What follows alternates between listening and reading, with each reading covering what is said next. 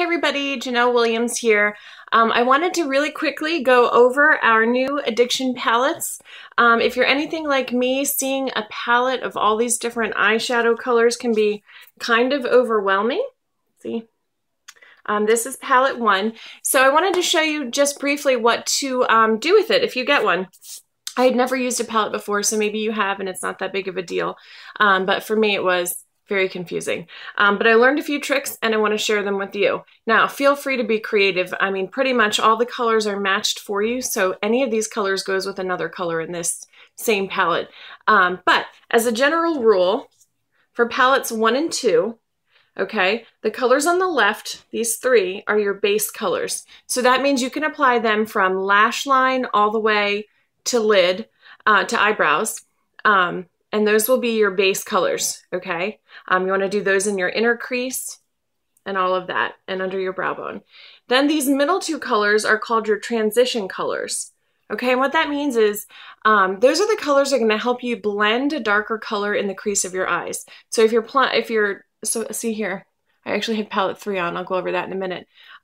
So in the crease, right here where my brow bone sits, is where I applied one of those transition colors. And then these 2 on the end are the darkest colors, and those ones are sort of like your accent colors. Those are the ones that you're going to do just in the outer corner, or if you really want to smoke your eye out, like make a smoky eye, you can drag it into the crease and maybe a little bit under your eye, but those are accents. Those are really dark. I mean, you could go bold and do those everywhere, but as a general rule, you'll just use those on the outer corner. So the same thing goes for palette 2. Here's these beautiful smoky gray colors. Okay, so these 2 colors right here are going to be your base colors from lash to eyebrow. It's okay, definitely on the inner corner. These 2 colors are going to be your transition colors in the crease. And then these 3 colors out here are sort of your accent colors that you can do. Just a little pop of color to make it a little bit darker. Now the only one that's different is palette 3.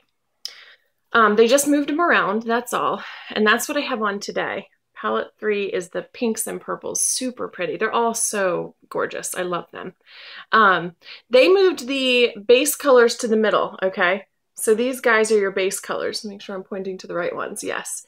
These 3 in the middle are your base colors from lash to eyebrow. And then they moved the transition colors over here. I usually use this one, Tickled, I think it is, yeah.